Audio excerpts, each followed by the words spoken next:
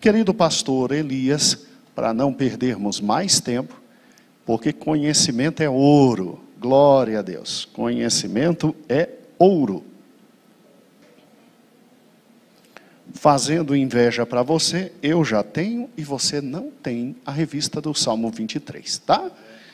Mas não compre agora não, que o Weber vai fazer a última lição, tá bom?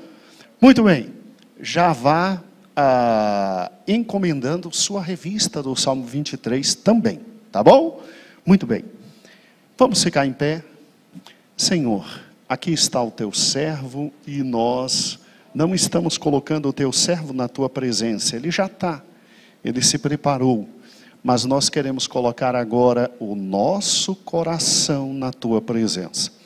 Tanto o nosso coração de nós que estamos aqui na tua casa, num bom e grande número, mas também os irmãos que na casa estão. Senhor, não permita que os irmãos que estão assistindo agora pela live se distraiam, se dispersem. Traze os cativos à tua palavra, para que possam aprender agora de ti. Ó Senhor, aguardamos a tua voz com ansiedade. Amém e amém. Podeis assentar, irmãos. Glória a Deus.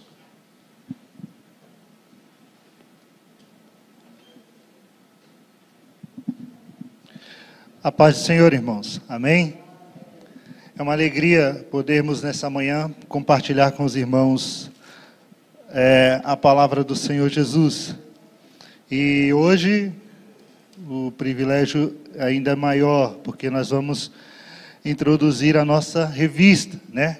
Hoje nós começamos a lição de número 1 da nossa revista, A Igreja e o Arrebatamento. A Igreja e o Arrebatamento. Creio que os irmãos já têm acompanhado aí todas as aulas de introdução que foram dadas a esta lição. E Deus tem muito a falar ao nosso coração nestes dias, através dessa revista da Escola Bíblica Dominical. Então, não perca nenhuma aula da Escola Bíblica Dominical. Vai trazer muito crescimento espiritual para você, edificação espiritual na presença do Senhor. Amém?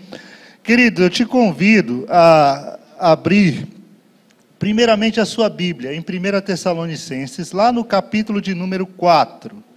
Abra sua Bíblia, por favor, em 1 Tessalonicenses, capítulo de número 4. Nós vamos ler a partir do versículo de número 15. 1 Tessalonicenses, capítulo de número 4, a partir do versículo 15. Diz assim a palavra do Senhor. Se você quiser acompanhar, esse texto ele está na revista, se eu não me engano. Deixa eu só ver aqui. Sim, esse texto está na página 6 da sua revista. Você que está com a revista, só abrir na página de número 6. Esse texto está ali, na página de número 6, aí escrito na cor azul. Página 6 da sua revista, 1 Tessalonicenses capítulo 4, a partir do versículo 15. Diz assim a palavra do Senhor: Dizemo-vos, pois, pela palavra do Senhor, que nós, os que ficarmos vivos para a vinda do Senhor, não precederemos os que dormem, porque o mesmo Senhor descerá do céu, com brado e com a voz de arcanjo, e com a trombeta de Deus. E os mortos em Cristo ressuscitarão primeiro. Depois nós, os que estivermos vivos e permanecermos, seremos arrebatados juntamente com eles nas nuvens, a encontrar o Senhor nos ares. E assim estaremos para sempre com o Senhor. Glória a Deus. Agora volta lá para a primeira página da sua revista, primeira página da nossa lição, página de número 3, por gentileza. A página número 3 tem aí o título da lição, né? O arrebatamento. Essa é a lição número 1, ela vai tratar exatamente do arrebatamento.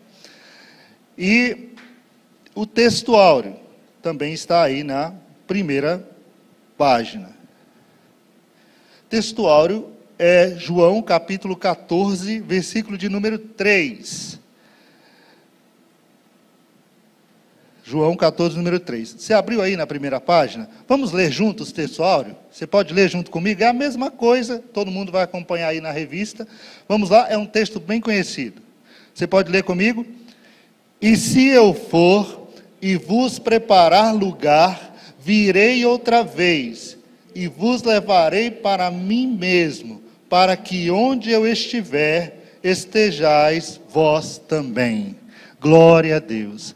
Esta é a grande promessa do nosso Senhor Jesus Cristo.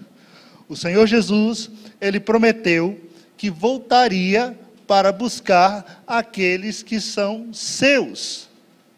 O Senhor Jesus, quando esteve aqui, trazendo salvação à humanidade, trazendo salvação a todos os homens, Ele declarou: olha, não fiquem preocupados, vocês creem em Deus? Acredite também em mim. Lá na casa do meu pai há muitas moradas. Se não fosse assim, eu vos teria dito. Mas eu vou preparar lugar para vocês. E se eu for e vos preparar lugar, fiquem tranquilos, eu vou voltar.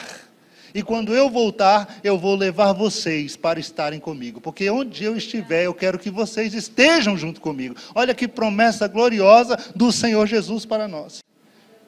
Ele disse: eu quero vocês comigo, então eu vou voltar e vou levar vocês para estar comigo.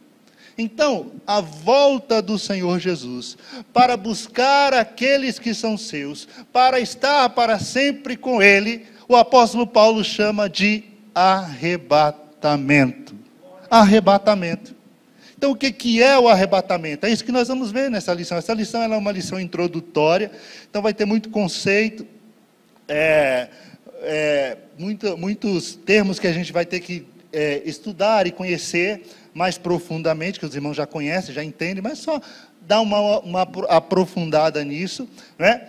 E nós vamos entender o que é exatamente o arrebatamento, e nós vamos entender quais são as implicações teológicas do arrebatamento, né? Implicações teológicas, escatológicas do arrebatamento, e a importância de ter o apóstolo Paulo como esse que trouxe essa mensagem de uma forma mais esclarecida para nós, né? Por que Deus escolheu Paulo? Porque Paulo trouxe essa palavra para nós, né? Porque Paulo nos esclarece todos os aspectos acerca do arrebatamento. É isso que nós vamos ver nessa lição. Então, vamos à página número 4, começando aí o comentário. E o comentário, ele já traz aí, na introdução, no item 1, o que é arrebatamento. Veja que aí na revista tem um conceito de arrebatamento. Eu até coloquei esse conceito no slide aí, para os irmãos poderem acompanhar melhor. Veja que aí na sua revista diz que arrebatamento é o evento no qual os cristãos, vivos e mortos, serão capturados e subirão para encontrarem com o Senhor Jesus nos ares. Veja que esse conceito, ele está exatamente de acordo com o texto bíblico que nós acabamos de ler. Eu até coloquei o texto bíblico logo em seguida, quando Paulo diz: depois nós, os que ficarmos vivos, seremos arrebatados juntamente com eles. Eles quem? Os que morreram em Cristo e que já ressuscitaram. Tá certo? E a encontrar o Senhor nos ares, e assim estaremos sempre com o Senhor. Então esse conceito, ele tem por base exatamente essas palavras do apóstolo Paulo. Arrebatamento, então, é esse evento no qual os cristãos vivos e aqueles que já morreram com Cristo, serão capturados. Fique atento a esta palavra, capturados, e subirão aos céus para se encontrarem com o Senhor Jesus nos ares.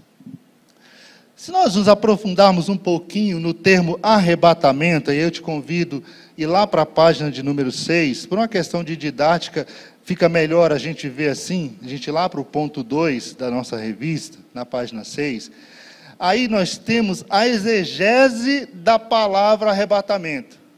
A exegese da palavra arrebatamento. O que é exegese? Eu coloquei ali o conceito, esse conceito está na sua revista, só que está lá pequenininho aí no final da página 6, na letrinha verde. Então eu trouxe ele de uma forma mais ampliada aqui para os irmãos poderem ver melhor. Então está aí. Na Bíblia, a exegese é o estudo da interpretação gramatical e sistemática das Escrituras Sagradas. Para que uma pessoa possa estar apta a fazer uma exegese bíblica, esta deve ser especialista nos idiomas originais bíblicos, como o grego e o hebraico. Então veja, o que é exegese? É exatamente essa interpretação que se faz do texto bíblico, tá certo? Você vai retirar do texto bíblico aquilo que o autor quis dizer com aquelas palavras. O que ele estava querendo, a mensagem que ele estava querendo passar com aquelas palavras. Então, quando nós olhamos para esse texto do apóstolo Paulo, de 1 Tessalonicenses, capítulo 4, versículo 17, ele utiliza a palavra arrebatamento. Arrebatamento. E essa palavra, ela tem a sua origem no grego koiné, ou seja, é o grego popular. E lá no grego popular, a palavra é harpazo. Harpazo, essa é a palavra.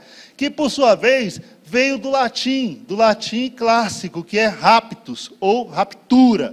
Né? No latim mais medieval era raptura.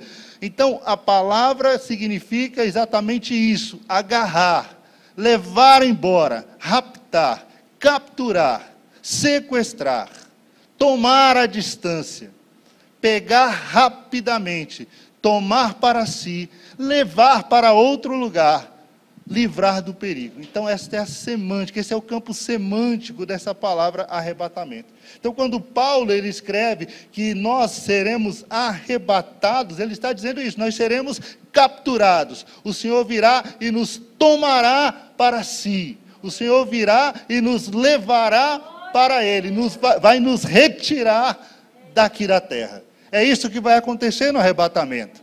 Achei interessante o pastor Cristiano, no vídeo de instrução aos professores, ele usou um exemplo bem prático do pescador que vai pescar com arpão. Ele leva o arpão e o peixe está lá e ele vai e captura o peixe. De uma vez, ele captura o peixe e retira o peixe da água. Então, é isso que vai acontecer. O Senhor Jesus, ele virá e vai retirar a sua igreja.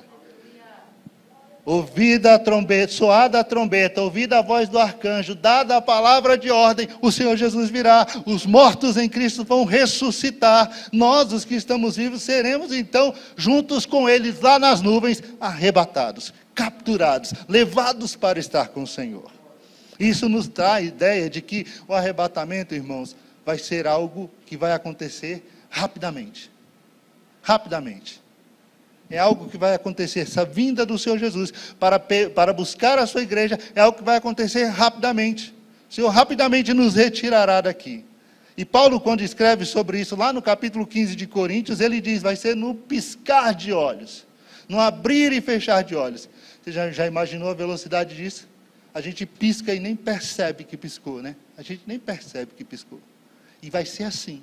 No abrir e fechar de olhos. Paulo estava querendo trazer a ideia dos irmãos, a velocidade como as coisas iriam acontecer.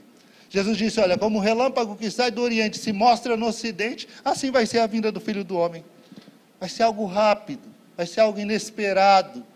Mas dada a palavra de ordem, ouvida a trombeta e a voz do arcanjo, o Senhor Jesus virá e vai capturar a sua igreja, vai nos retirar daqui, para levarmos para estarmos para sempre com Ele na eternidade.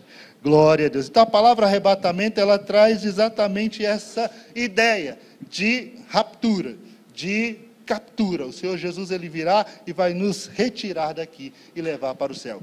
Tem outros exemplos aí, eu até coloquei nos slides, são os textos que estão na sua revista, né? Que tem também a mesma palavra. Esse aí é o texto de 1 Tessalonicenses, né? Quando Paulo diz, seremos arrebatados, ele usa o verbo grego arpagisometa, ou arpagisometá. A pronúncia aí vou ficar devendo para os irmãos. Não falo grego muito bem. Tá certo? Então, arpagisometá, ou arpagisometa, que significa tomados à distância. Então Paulo usa, nós seremos tomados pelo Senhor. O Senhor virá nas nuvens, e lá das nuvens, Ele nos levará para estar com Ele. A palavra arrebatamento, ela também aparece lá no livro de Atos dos Apóstolos, no capítulo 8, versículo 39, quando se refere a Filipe. Você lembra do texto de Filipe e o eunuco?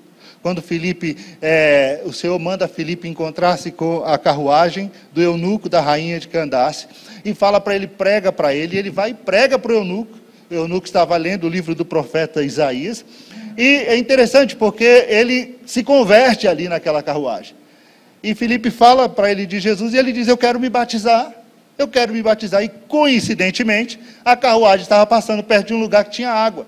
Então Filipe falou, olha, tem água aqui, meu irmão, então nada impede que você seja batizado. Desceram da carruagem, entraram naquela água, e Filipe batiza o eunuco ali, que havia crido no Senhor Jesus. E quando Filipe retira o eunuco da água, o que acontece com Filipe? O Espírito Santo vem e arrebata Filipe. Filipe é arrebatado. E o texto bíblico, a palavra utilizada é exatamente harpazo, para identificar esse arrebatamento de Filipe. Filipe ele foi retirado daquele lugar rapidamente e levado para outro lugar. Ele foi parar em uma outra cidade. Tá certo? Então o termo utilizado aqui é harpazo, que significa pegar rapidamente, levar embora. Então o Espírito veio e tirou Filipe de dentro da água e colocou Filipe lá na cidade onde ele tinha que pregar o Evangelho. Imagina, Filipe do nada saiu daqui, apareceu lá e todo molhado, né? Que coisa, né? Mas o arrebatamento vai ser assim, irmãos. No abrir e fechar de olho, o Senhor nos retirará daqui. O Senhor nos levará para estar com Ele.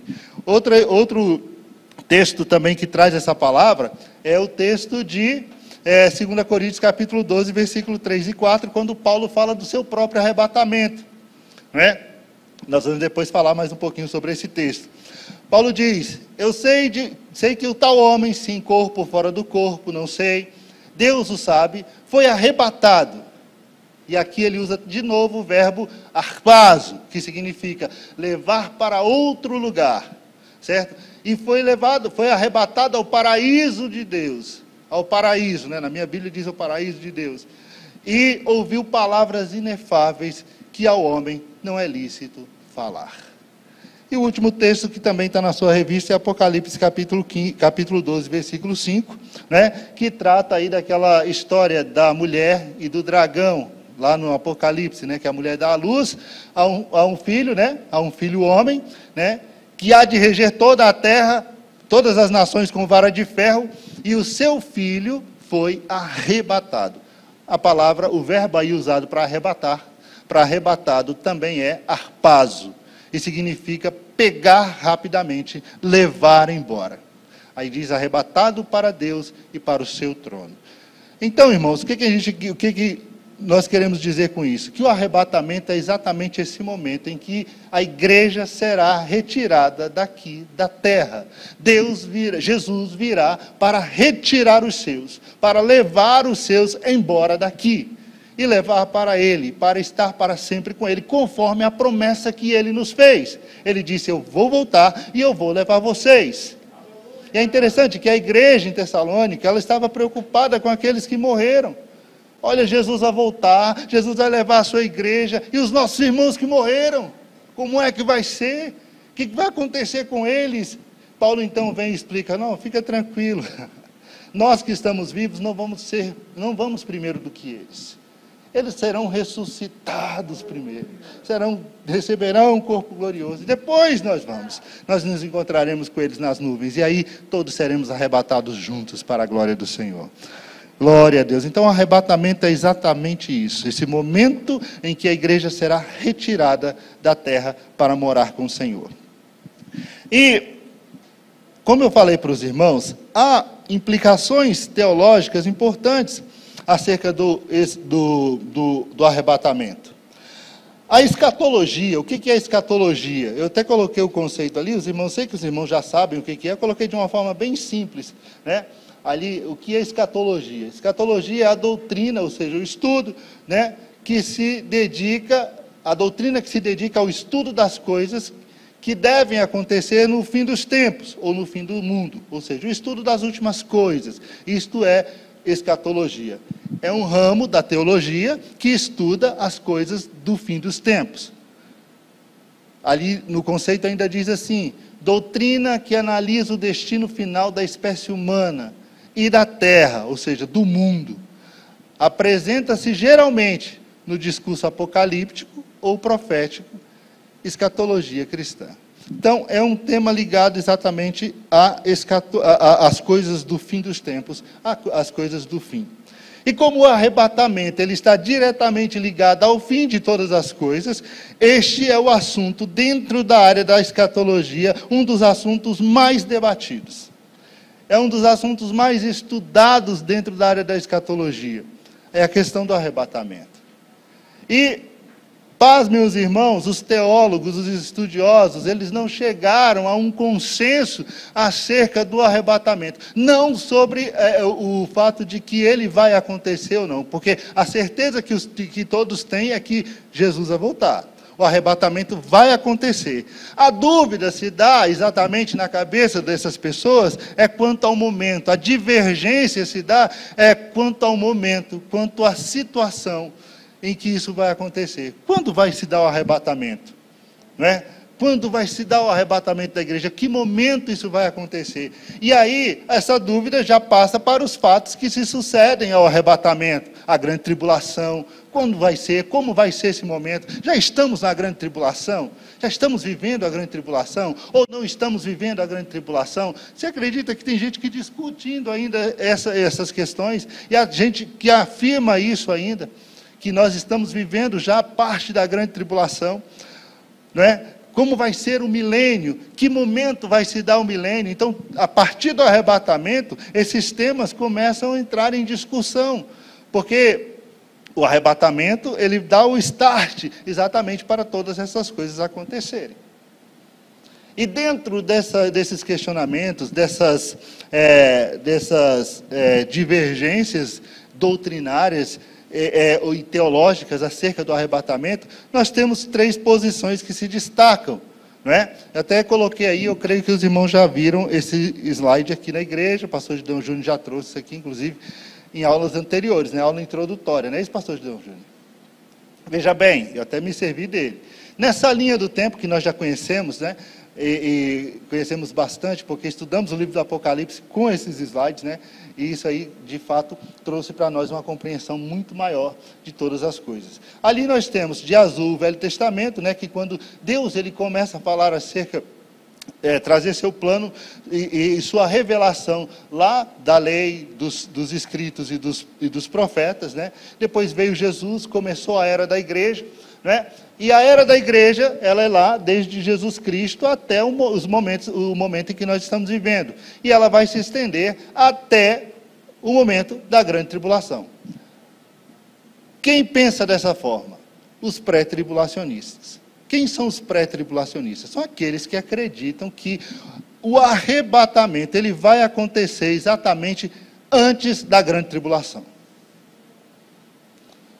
A grande tribulação ela só vai começar quando a igreja for retirada daqui da terra. Quando a igreja for raptada, quando o Senhor Jesus vier e retirar a sua igreja, foi dado o start para o começo da grande tribulação. Aí começa a grande tribulação.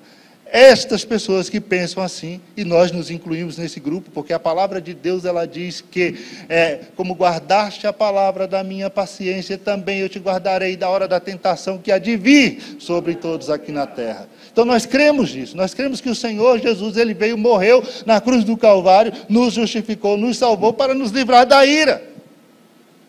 Então nós cremos assim. Nós somos pré-tribulacionistas. Nós acreditamos que a igreja será arrebatada exatamente antes da grande tribulação. Quando a igreja for retirada, aí começa a grande tribulação. Aí, depois vem todos estes fatos que nós estudaremos com bastante detalhes e não vai ser nessa lição de número 1. Tá certo? Para nós hoje só interessa saber que dentro dessa discussão teológica acerca do arrebatamento, há aqueles que pensam como nós. São pré-tribulacionistas. A igreja será arrebatada antes da grande tribulação. A tribulação começa depois que a igreja for retirada. Depois nós temos um outro grupo, que são os midi-tribulacionistas ou meso-tribulacionistas. Estes são aqueles que acreditam que a igreja só vai ser arrebatada no meio da grande tribulação. Veja, eles entendem que a igreja ela vai passar pela primeira parte da grande tribulação, vai ver o anticristo, e ali quando soar a 7ª trombeta, Apocalipse capítulo de número 7, Jesus virá e vai aí arrebatar e levar a sua igreja. Estes acreditam que a igreja passa sim pela grande tribulação. E nós vamos estudar por que essas pessoas pensam isso, e nós vamos também mostrar por que nós não acreditamos que é assim. Então acompanhe as revistas, os estudos da Escola Dominical. Está muito interessante toda essa revista, tá certo? Então veja, nós vamos ver tudo isso com mais detalhes. Mas interessante para nós hoje é entender que tem pessoas que pensam assim, que a igreja será arrebatada no meio, na metade. A grande tribulação ela está dividida em 2 partes. São 7 anos, 3 anos e meio é aquela primeira parte onde o anticristo ele se mostra bonzinho, vai resolver os problemas, vai querer conquistar todo mundo, trazendo solução para tudo. Mas na segunda metade, aí o pau quebra. Aí dizem os mesotribulacionistas, ou os mid-tribulacionistas, que quando a coisa for piorar, que nada é tão ruim que não possa piorar, e a partir do arrebatamento a coisa só vai piorar mesmo, pode ter certeza, tá certo? Então, quando a coisa for ficar pior, aí Jesus vem e tira a igreja. Mas a gente acredita que a igreja vai sair muito antes disso, a igreja sai lá no início. E também temos um terceiro grupo. Esse terceiro grupo ainda é pior ainda. Eles acreditam que a igreja vai passar por toda a grande tribulação. A igreja vai enfrentar toda a grande tribulação. E a igreja só vai sair daqui, só vai acontecer o arrebatamento da igreja no final da grande tribulação. Quero ver como é que eles vão explicar bodas do Cordeiro, como é que eles vão explicar tribunal de Cristo, como é que eles vão explicar o milênio. Vai ser tudo num dia só, Foi lá, o pastor Cristiano diz que a igreja bate e volta, A igreja bate e volta, Saiu daqui, foi lá, opa, já pode voltar, que é o milênio agora. Aí eu mal cheguei no céu, já estou voltando. Vai ser mais ou menos assim. Bom, a gente vai ver isso com muito detalhe nas outras lições. Então não perca as lições da Escola Bíblica Dominical, tá certo? Para nós hoje, vamos ficar por aqui. Esses 3 grupos, eles se dividem aí quanto ao momento em que vai se dar o arrebatamento da igreja, o momento em que o arrebatamento vai acontecer. Outro fato interessante que nós devemos ter em mente é que o arrebatamento, irmãos, ele está, e aí está aí na sua lição, na página 4, lá no início da segunda metade da página, diz assim: o arrebatamento ele está diretamente ligado ao plano de salvação em Jesus Cristo e seu relacionamento com a igreja. Então veja, o arrebatamento ele está diretamente ligado ao plano de salvação de Deus, através de Jesus Cristo, e o relacionamento de Jesus com a sua igreja. E se está ligado ao plano de salvação, é algo que vem sendo tratado nas Escrituras desde a Antiguidade, desde o Velho Testamento. Apesar da palavra arrebatamento não estar lá, mas Deus, ele vem trazendo esse conhecimento gradativo acerca de todas estas coisas desde o Velho Testamento. Se nós olharmos para as festas de Israel, e nós vimos isso nessa semana escatológica, nós olharmos para as festas de Israel, o significado daquelas festas, as festas das primícias, a festa das colheitas, elas apontavam exatamente para estas coisas.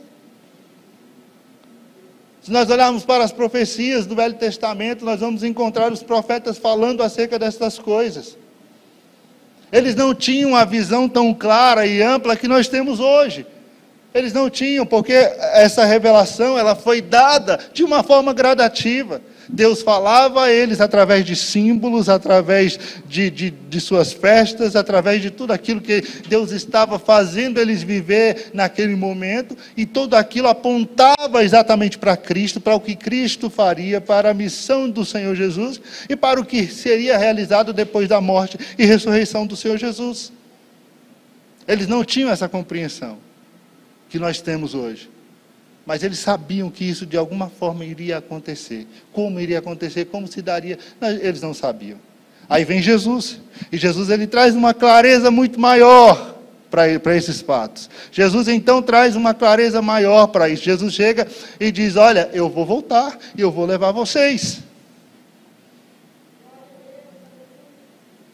o Filho do Homem, ele vai para o céu, convém que ele morra, que ele seja crucificado, que ele morra, mas que no terceiro dia ele ressuscite. Ele vai para o céu, mas ele vai voltar. Jesus deixou isso claro. Jesus também não entrou em muitos detalhes. Por quê? Porque os discípulos também não estavam preparados para receber toda essa gama de informação. Toda essa quantidade de informação.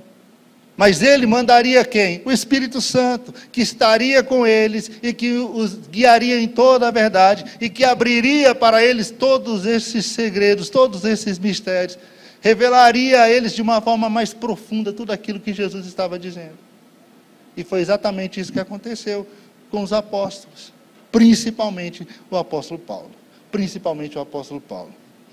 Então o texto que nós temos aqui na lição, na página 6, de 1 Pedro, capítulo 1, versículos 10 e 11, diz assim, é o texto que está em azul clarinho aí na sua lição. Pedro, falando acerca dos profetas do Antigo Testamento, ele diz assim, foi a respeito desta salvação que os profetas indagaram e inquiriram, os quais profetizaram acerca da graça a vós outros destinada, investigando atentamente qual a ocasião ou quais as circunstâncias oportunas, indicadas pelo Espírito de Cristo, que neles estava, ao dar de antemão testemunho sobre os sofrimentos referentes a Cristo e sobre as suas glórias que os seguiriam. Então veja, o Espírito deu a eles a revelação sobre os sofrimentos que Cristo enfrentaria e sobre as glórias que se seguiriam a este sofrimento. Que glórias são essas que se seguiriam a este sofrimento? Cristo não somente morreria, mas Cristo ressuscitaria ao terceiro dia, seria assunto aos céus e voltaria para buscar a sua igreja, estabelecer o seu reino aqui na terra. Eles não tinham uma visão muito clara disso, mas no Novo Testamento essas coisas começam a ficar mais claras, essas coisas começam a ficar mais evidentes. E quem Deus vai usar de uma forma muito precisa para lançar luz sobre essas revelações, para abrir a nossa mente e esclarecer-nos acerca disso? O apóstolo Paulo. O apóstolo Paulo. De todos os apóstolos, o apóstolo Paulo foi aquele que mais escreveu sobre a vinda do Senhor Jesus, sobre o arrebatamento. Deus deu a ele revelações importantíssimas, profundas, acerca do arrebatamento da igreja, acerca do futuro da igreja, do momento em que isso vai acontecer. Veja que Paulo ele traz detalhes sobre o arrebatamento que nem Cristo trouxe. Cristo não trouxe, mas Paulo traz detalhes do nosso corpo glorioso, do nosso corpo glorificado, como vai ser, como vai acontecer. Deus revelou isso a Paulo. Deus revelou isso a Paulo. E a pergunta que se faz é, por que Paulo, né? Deus poderia ter usado Pedro, Deus poderia ter usado João, poderia, né? Deus não deu a João o Apocalipse, sim, mas aprove a Deus chamar o apóstolo Paulo, trazê-lo para a graça e revelar a ele todas estas coisas. E é importante nós pensarmos que o apóstolo Paulo, após a sua conversão e o início do seu ministério, ele foi muito desacreditado, né? Teve momentos no ministério de Paulo que ele teve que fazer uma autodefesa do seu ministério. E ele falava, eu sinto vergonha de ter que ficar aqui me gloriando. Se você já leu capítulo 10, 11 e 12 de 2 Coríntios, ali mais precisamente, Paulo está defendendo o seu ministério. Paulo está defendendo ali seu ministério apostólico. Por quê? Porque muitas pessoas estavam olhando para ele dizendo, não, ele não é apóstolo. Ele nem viu Jesus, ele nem esteve com Jesus, ele nem andou com Jesus, não é? Ele nem tem essa eloquência que os apóstolos têm. Paulo chega a dizer, olha, eu posso até não ter a eloquência que eles têm, mas vocês não podem reclamar de que aqui existe sabedoria de Deus. Sabedoria de Deus. Ele diz, olha, em nada eu sou inferior a eles. Porque havia essa necessidade, as pessoas elas queriam desacreditar o ministério de Paulo, queriam desacreditar a mensagem de Paulo naquela igreja em Corinto. E Paulo ali, ele parte em defesa do seu apostolado, parte em defesa do seu chamado para a obra do Senhor. E a pergunta que se faz é, a gente pode acreditar em Paulo, pode confiar em tudo que ele trouxe acerca do arrebatamento da igreja? É confiável tudo aquilo que Paulo ensinou acerca do arrebatamento? Porque nós vamos estudar o arrebatamento e nós vamos nos utilizar exatamente das revelações que Paulo teve. O apóstolo Paulo, ele é um dos maiores apóstolos. Metade do Novo Testamento foi escrita pelo apóstolo Paulo. Quase metade do Novo Testamento foi o apóstolo Paulo quem escreveu. E aqui na nossa lição, se você vai aí para a página de número 7, página 7, nós vamos encontrar assim, o segundo parágrafo aí na página 7. Podemos dar crédito ao que Paulo nos ensina? Certamente que sim. Vejamos a seguir 4 afirmações bíblicas que colaboram para, sem sombra de dúvidas, que acreditemos nos ensinos do apóstolo Paulo. Então, o autor da lição aqui, o pastor Cristiano, ele vai apresentar 4 pontos importantíssimos e fundamentais acerca do apóstolo Paulo, que nos faz crer que realmente Paulo foi chamado pelo Senhor, foi designado pelo Senhor, e que tudo aquilo que Paulo trouxe é revelação do próprio Senhor Deus para a vida dele. E para a sua igreja. Para a sua igreja. O primeiro ponto, eu até coloquei ali no slide também, só para destacar, é que Paulo, ele foi escolhido pelo Senhor. Paulo foi alguém escolhido por Jesus. Quem escolhe Paulo para o apostolado é o próprio Senhor Jesus. Jesus escolheu os 12? Sim, foi Jesus quem escolheu os 12. Mas com Paulo não foi diferente. Paulo foi escolhido pelo Senhor. E isso fica muito evidente no texto de Atos dos Apóstolos, no capítulo 9. Quando Paulo ele sai de Jerusalém com carta do sumo sacerdote, ou seja, uma autorização do sumo sacerdote para fechar as igrejas, para levar os cristãos presos. A ordem era essa, ele queria essa autorização para que ele, com o destacamento militar que estava acompanhando ele, fechar as igrejas, amarrar os cristãos, levar presos se fosse preciso e fazer parar a pregação do evangelho. Paulo não estava fazendo isso porque ele era um camarada ruim e queria matar os cristãos. Não por isso. Era zelo. No coração de Paulo, ele achava que estava prestando um serviço a Deus, prendendo os cristãos, parando com a pregação do evangelho. Era o zelo que ele tinha pela pregação, pelo ensino da lei, pela lei de Moisés. Ele achava que a igreja estava distorcendo tudo isso. Tanto é que no dia que Estevão foi apedrejado, ele estava lá e ele disse: eu consenti com isso.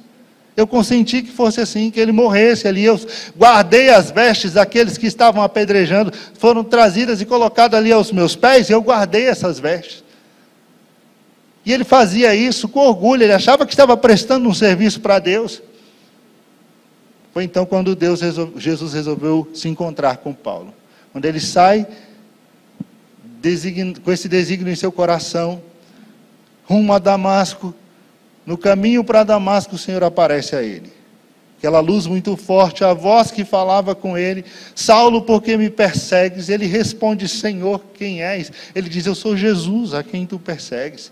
E ele fica ali perdido e sem saber o que fazer, agora está cego, para onde ir? Para onde ir? Né? Então o Senhor o orienta: entra na cidade e eu vou designar alguém para ir até você e orar por você. E quando essa pessoa for e orar por você, você vai voltar a enxergar.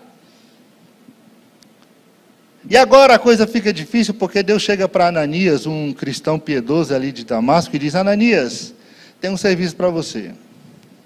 Eu quero que você vá orar por Saulo. Ele: Saulo, o perseguidor? O que veio com carta lá do sumo sacerdote para matar todo mundo? Deus, tu me ama, né? Está na minha hora, Senhor? Chegou a minha hora, Senhor? Eu estou pronto. Você é o próximo Estevão, Jesus. Então, eis-me aqui. É para ir mesmo, pregar, é para esse Paulo mesmo, é esse Paulo. Senhor, ele tem autorização dos sacerdotes para levar cristão preso. Vai. Agora o texto aí. Pode colocar aí, por favor, de novo, Jojo, por gentileza. Olha o texto de Atos. O que o Senhor disse para Ananias? Vai, porque este é para mim um vaso o quê? Escolhido. Deus está dizendo, eu escolhi Paulo. Escolhido para levar o meu nome diante dos gentios e dos reis e dos filhos de Israel. E no texto lá de Atos 22, que aí é Paulo, no primeiro é Lucas contando a história da conversão de Paulo. No segundo, Atos capítulo 22, é o próprio Paulo narrando a história da sua conversão. E nesse texto, Paulo diz assim, que o Senhor disse para Ananias, o Deus de nossos pais, de antemão te designou, Ananias falando a Paulo, né? O Deus de nossos pais, de antemão te designou para que conheças a sua vontade e vejas aquele justo e ouça a voz da sua boca. Acho interessante essa palavra. Ele diz, foi Deus que te designou. E Deus te designou para que você veja o Senhor, e não somente veja o Senhor, mas você escute da própria boca do Senhor. Porque hás de ser sua testemunha para com todos os homens do que tens visto e ouvido. Então, Paulo, ele foi chamado por Jesus. Não há dúvidas de que Jesus chamou Paulo para o apostolado. Isso fica muito claro no momento da sua conversão. O próprio Cristo deu evidências disso. Quando chama Ananias, quando se revela a Ananias, quando diz o propósito do chamado de Paulo. Não há dúvidas desse chamado. O segundo aspecto a se destacar aqui, que nos leva a crer que Paulo era alguém chamado pelo Senhor, é exatamente o fato do reconhecimento apostólico desse chamado. Os apóstolos, eles reconheceram o chamado de Deus na vida de Paulo. Os 12 em Jerusalém reconheceram que Paulo era alguém chamado pelo Senhor, que o ministério de Paulo era um ministério designado pelo próprio Senhor Jesus. Quando nós encontramos Pedro, e está aí o texto bíblico, coloca por favor, né? O texto bíblico de 2 Pedro, capítulo 3, né? O versículo, mais especificamente os versículos 15 e 16, nós vamos entender, o apóstolo Pedro, ele recomenda que os irmãos escutem Paulo, leiam Paulo, aprendam com Paulo. Ele diz, Paulo tem revelações de Deus para vocês. Olha o que ele diz, e tende por salvação a longanimidade do nosso Senhor, como também o nosso amado irmão Paulo vos escreveu, segundo a sabedoria que lhe foi dada. Paulo escreveu segundo a sabedoria que lhe foi dada. Dada por quem? Pelo próprio Deus. Então, eles reconhecem o chamado de Deus na vida de Paulo, reconhecem que Deus deu a Paulo a sua palavra e que aquilo que Paulo ensina está de acordo com o propósito de Deus. E ele diz, falando disso com toda a sua, em todas as suas epístolas, disso o quê? O contexto desse texto de Pedro aí é exatamente a vinda do Senhor Jesus. A vinda do Senhor Jesus. Pedro, no capítulo 3 da segunda epístola, ele está falando, olha, muitos estão olhando e dizendo, olha, cadê a promessa que não se cumpriu? Por que Jesus não veio ainda? Desde quando nossos pais dormiram, nós estamos aguardando essa promessa e nunca aconteceu nada. Aí Pedro vem dizendo que Deus não retarda a sua promessa, que os céus e terra que agora existem estão sendo guardados para serem queimados e destruídos, e Deus nos dará novo céu, nova terra. E ele cita Paulo nesse contexto. Ele diz, leiam Paulo, vejam o que Paulo diz sobre isso, porque Deus deu a ele revelações profundas acerca dessas coisas, tão profundas que Pedro aqui diz que às vezes são difíceis de entender, né? Ele diz, falando disso em todas as suas epístolas, entre as quais há pontos difíceis de entender, e ele diz, e muitos indoutos e inconstantes acabam distorcendo, como fazem com toda a palavra de Deus, né? Então, veja, há um reconhecimento do colégio apostólico, da liderança da igreja na época, do ministério de Paulo, do chamado de Paulo, daquilo que Deus entregou a Paulo, tá certo? Então, tem como não acreditar em Paulo? Tem como não acreditar que esse homem estava falando segundo aquilo que Deus havia passado para ele? Paulo era uma autoridade de Deus no assunto arrebatamento. No assunto escatologia, Paulo era uma autoridade de Deus, inquestionável. E o terceiro ponto é exatamente o fato de Paulo haver recebido de Deus revelações inefáveis. Revelações inefáveis. Paulo recebeu de Deus revelações que ele jamais poderia contar. Ele diz, olha, é coisa que eu não posso nem falar. Inefável é aquilo que não se pode falar, não se pode descrever. Ele diz, eu não tenho como falar. Deus me revelou coisas grandiosas. E Paulo era aquele camarada que não queria se ensoberbecer, ele não queria se envaidecer, ele não queria bater no peito e dizer, eu tenho, eu sou tal, Deus me escolheu. Então nesse texto ele diz, olha, conheço um homem em Cristo, que há 14 anos, se no corpo não sei, se fora do corpo não sei, Deus o sabe, foi arrebatado ao terceiro céu.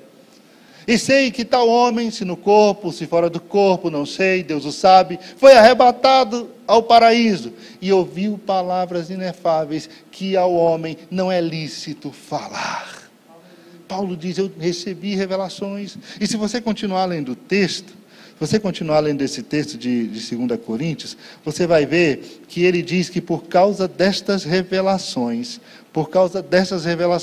Deus lhe colocou um espinho na carne. Lembra da famosa história do espinho na carne?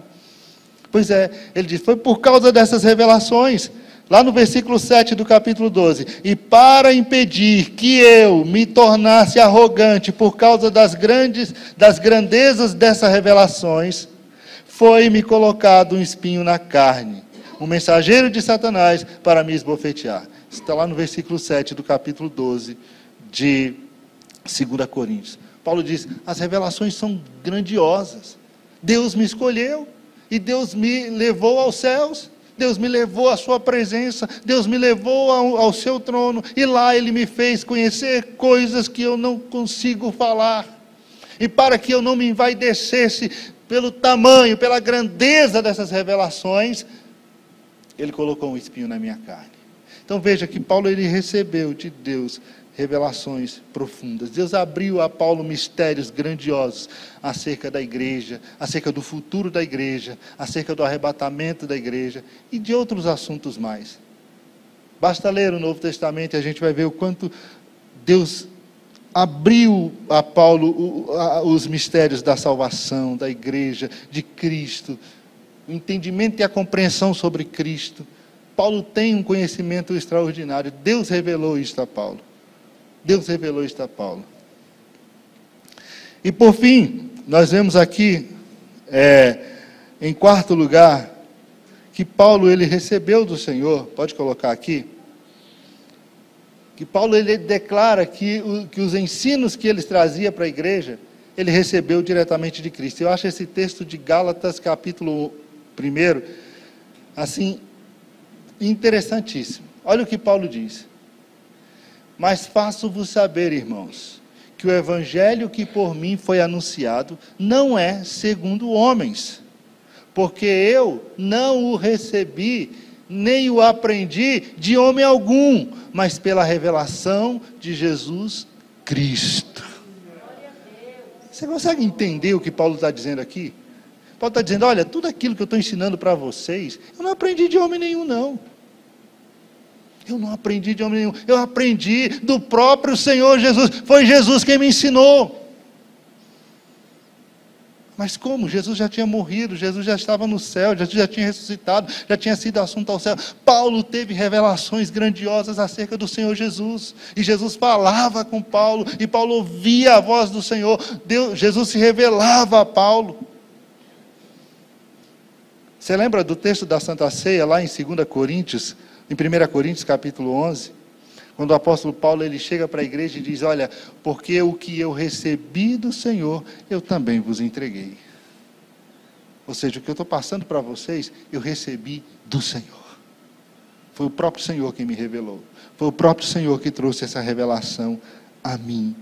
Foi o próprio Senhor que abriu para mim essa revelação. E quando você vai lá para Atos dos Apóstolos, no capítulo 22, esse texto eu não coloquei aí no slide, Atos dos Apóstolos 22, tem outro texto também que eu acho bem interessante, partir do versículo de número 17. Atos dos Apóstolos, capítulo 22, a partir do 17. Olha o que Paulo diz aqui. Ele diz: quando retornei a Jerusalém, estando eu a orar no templo, caí em êxtase. Em outra tradução diz: fui arrebatado. Tive um êxtase. E vi o Senhor que me ordenava. Então ele viu o Senhor Jesus. E o Senhor Jesus fala diretamente com ele: apressa-te e sai logo de Jerusalém, porquanto não receberam o teu testemunho acerca da minha pessoa. Ao que eu indaguei: mas Senhor, todos eles sabem que eu fui responsável pela detenção e encarceramento de todos que criam em ti, e os açoitava nas sinagogas, de sinagoga em sinagoga. E mais, e ele vai narrando aí para o Senhor. Aí o Senhor, no versículo 21, diz assim: contudo o Senhor me ordenou: vai, porque eu te enviarei para longe, aos gentios. Então, há um diálogo de Paulo com Jesus, há uma conversa de Paulo com Jesus. Assim como Moisés conversava com Cristo, Paulo também conversava. Então, eu não posso olhar para um homem desse e dizer: olha, será que o que ele está falando aqui é verdade? Será que é Deus mesmo? Será que vai acontecer do jeito que Paulo disse? Irmãos, não há dúvida. Paulo recebeu do Senhor. Paulo recebeu do Senhor. Paulo não inventaria essas coisas. Homem algum conseguiria inventar isso. E Paulo, ele traz com muita precisão isso. Ele traz com muita precisão isso. O tema do arrebatamento, ele traz com muita clareza, com muitos detalhes. Com muitos detalhes. Esse momento em que a igreja do Senhor Jesus, ela é recebida no céu. Ela é recebida pelo Senhor. Ele vai falar do tribunal de Cristo, ele vai falar exatamente sobre esse momento da igreja na glória, da transformação deste corpo, em um corpo glorificado para estar com o Senhor. Só Paulo conseguiu ter essa visão. Deus escolheu a ele e trouxe a ele essa revelação. E nós vamos estudar no decorrer de todo esse trimestre, de toda essa lição, exatamente as revelações que o Senhor trouxe a Paulo e também aos outros apóstolos acerca das coisas futuras, a partir do arrebatamento da igreja. Então, irmãos, o arrebatamento é essa realidade. Cristo virá e levará a sua igreja para estar com ele para sempre. Isso é o arrebatamento, é esse momento em que a igreja será capturada, retirada daqui. E fiquem tranquilos, nós seremos arrebatados antes da grande tribulação. Antes da grande tribulação. Cabe a nós pensarmos, porque o arrebatamento é algo que vai acontecer muito rápido. Não vamos ter tempo para nos consertar com nada e com ninguém. Vamos ter que procurar viver uma vida santa. Não vai dar tempo. Peraí, Jesus, eu vou ali, eu tenho que pedir perdão para o meu irmão. Jesus amado, eu esqueci, era fazer isso a semana passada, não deu certo. Jesus, espera um pouquinho aí, que eu vou ali, né? Tem uns textos bíblicos bem interessantes, né? Eu acho interessante aquele lá de Manoá, o pai de Sansão, quando ele encontra o Senhor Jesus, né? Ele diz para Jesus: Jesus, espera um pouquinho aí que eu vou ali preparar o sacrifício e já volto. E Jesus diz: vai lá, eu fico aqui. E Jesus ficou lá e ele foi preparar o sacrifício, né? Gideão da mesma forma, né? Jesus aparece para ele lá, o Senhor aparece para ele e diz: Senhor, espera um pouquinho aí que eu vou ali preparar o sacrifício e já volto. Jesus ficou esperando. Mas no arrebatamento, irmão, não vai dar tempo não. Não abrir e fechar de olhos. Aí não vai dar tempo esperar para preparar nada. Jesus, ele recebido a ordem de Deus, ele virá e vai levar a sua igreja, vai retirar a sua igreja daqui. Então temos que estar preparados. O apóstolo Paulo, ele escrevendo, ele diz assim: olha, a vinda do Senhor será como um ladrão de noite. Será como um ladrão de noite. Ou seja, o ladrão, ele não deixa um bilhetinho lá, ó. Essa noite eu vou roubar sua casa, venho às 10, ladrão. Você chegar, está pronto, né? Não, ele vem na hora que você não está esperando. Ele vem na hora que você... o fator surpresa é importante para o ladrão. E é isso que Jesus que Paulo quis destacar. Vai ser surpresa. Mas ele diz, mas para nós que somos do dia, não será surpresa. Esse dia não vai nos apanhar de surpresa. Não vai ser uma surpresa. Sabe por quê, irmão? Porque nós estamos aguardando, nós estamos esperando. Há no nosso coração essa esperança, e ela cada dia cresce mais diante dos fatos que nós vemos todo dia na TV, no dia a dia acontecendo. Essa esperança só cresce. Jesus está voltando. O arrebatamento é algo que vai acontecer muito breve. O Senhor está voltando. Temos que estar atentos, temos que estar prontos, temos que estar preparados. Porque depois, irmãos, aí não adianta mais chorar. Aí já aconteceu. Aí foi muito rápido, né? Fique preparado, fique pronto, fique atento. Lembra da história do sapateiro? Todo mundo lembra, né? Essa história nós ouvimos aqui exaustivamente, né? Batia um prego no sapato, ia lá fora e olhava para o céu. Aí voltava, batia outro prego, ia lá fora e olhava. Aí as pessoas perguntavam para ele, mas por que o senhor faz isso? Ele falou, porque eu estou esperando Jesus. Qualquer hora dessa ele volta. Então eu vou aqui, mas eu estou ligado. Eu estou aqui trabalhando, mas eu estou, opa, Jesus. E é assim que a gente tem que ser, irmãos. Você está trabalhando, você está na sua casa, fica ligado. Jesus pode voltar a qualquer hora. Amém? Não perca nenhuma lição dessa revista. Não perca nenhuma lição. Na próxima lição nós vamos ver, hein? Vamos ver. Foi ouvida a voz do arcanjo. O que era a voz do arcanjo? O que era a trombeta de Deus que soou? Hein? O apóstolo Paulo diz, soada a trombeta de Deus, ouvida a voz do arcanjo, dada a palavra de ordem, o Senhor virá. O que são essas três coisas? Nós vamos entender isso com mais clareza, com mais profundidade. Nós vamos entender o que vai acontecer nesse momento. Por que alguns acreditam que vai ser na metade da grande tribulação? Por que outros acreditam que é no final da grande tribulação? E por que nós acreditamos que eles estão equivocados acerca disso e que a igreja vai ser arrebatada no início da grande tribulação? Todos esses detalhes nós vamos ver nessa lição. Então não perca nenhuma aula. Tá certo? Deus tem muito a falar conosco. E prepare o seu coração. Esteja pronto para o momento glorioso da vinda do Senhor. Amém? Curva a sua cabeça. Vamos orar. Pai querido e santo, muito obrigado, Senhor. Obrigado pela tua palavra. Obrigado pela vida do apóstolo Paulo, Senhor. Obrigado porque o Senhor o chamou, porque o Senhor o salvou e porque o Senhor trouxe a ele essas revelações grandiosas. Ó Deus, eis-nos aqui, ajude-nos a compreender com profundidade, com clareza, tudo aquilo que o Senhor tem para nós nesses dias. Fala ao nosso coração, prepara-nos, Deus, para o momento glorioso da Tua vinda. Ajude-nos a estar pronto. A certeza que nós temos é que o Senhor voltará. A certeza que nós temos é que temos um lugar reservado para nós ao Teu lado, na glória. E que como somos Tua igreja, Tu vai nos tirar daqui. Tu nos levará para estar contigo. Ajude-nos a estar pronto, Pai. Guarda-nos em Ti, guarda-nos em Teu amor, em nome de Jesus. Amém, amém.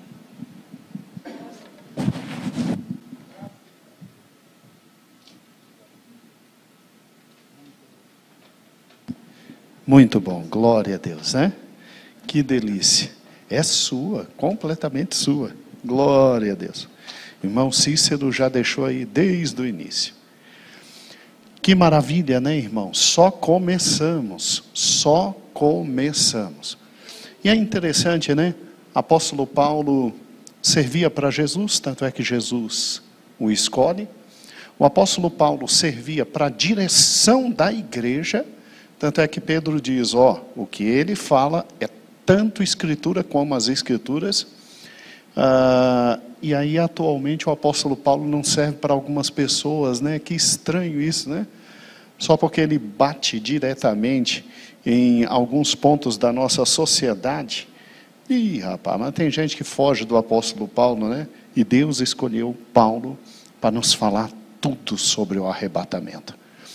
Dever de casa, porque senão não é escola, não é? Dever de casa. Leia toda a primeira lição. Leia 2, 3 vezes, olhando os textos bíblicos, indo e voltando, com calma.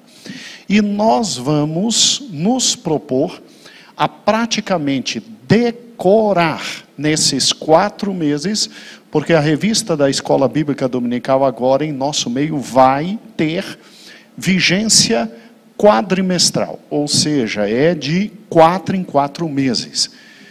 E já explico para os irmãos o porquê disso.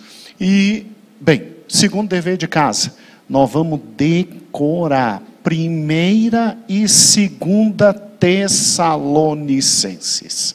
Tá? Você vai ler 1, 2, 3, 4. Mas pastor, já tenho tanta coisa para ler. Tem a leitura bíblica diária, tem a leitura bíblica anual. Ótimo, mas 1ª e 2ª Tessalonicenses é a sobremesa.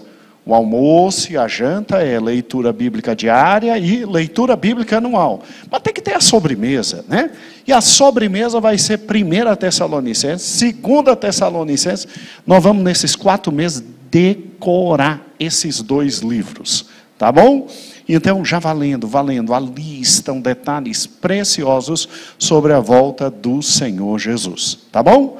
E o Senhor há de nos abençoar rica e poderosamente. Então, irmãos, que maravilha, 1ª lição dada. Muito obrigado, pastor Elias, que bênção. E agora é só o desejo pela 2ª lição. E como o pastor Elias já deixou, né? Já deixou o gostinho da 2ª lição, que é exatamente como será o arrebatamento. Amém? Vamos encerrar nosso trabalho essa manhã, agradecendo a Deus, louvando ao Senhor, bendizendo o nome do Senhor, porque Ele é bom e eterna a sua misericórdia. Sabendo que a revista do Salmo 23 estará pronta na próxima semana. Pastor Heber vai redigir, tadinho, ele ainda tem que redigir. É de dar dó, né, Heber? Você só pega encrenca. E, redigindo a lição que ele deu, e que foi muito bonita, você deu a lição, dá para redigir. Aí refaz lá a revista, bota ela bonita para a gente receber. Amém? E será uma bênção. Coloque a mão no coração. Coloque a mão no coração. Tem bênção para você. Amém? Senhor, aqui está meu irmão e minha irmã. Como nós estamos felizes. Quanta gente aqui na igreja ouvindo a tua palavra. Ó Deus, idosos, jovens, crianças, Senhor, senhores e senhoras, isso nos traz uma alegria tão grande, um povo que quer comunhão, quer entender, quer aprender, dialogar e entender. Senhor, leva na tua paz, livra de todo o mal, guarda de todos os problemas e dificuldades, dá-nos um dia em paz, um almoço com alegria, um almoço com felicidade, e à noite, traz-nos para a tua obra. Senhor, eu sei que o teu Espírito está colocando agora na nossa mente a pessoa para quem nós vamos direcionar os convites. Deus, toca, porque é teu Espírito que o convence do juízo, da justiça, do pecado. Toca, Senhor, para que possamos ganhar esta alma para ti. E nós te louvamos e te engrandecemos e te adoramos. Estenda as mãos, que o amor de Deus, que a graça de nosso Senhor Jesus Cristo, que as consolações do Espírito Santo habite e reine em tua vida, hoje para todo sempre. Amém. Deus te abençoe.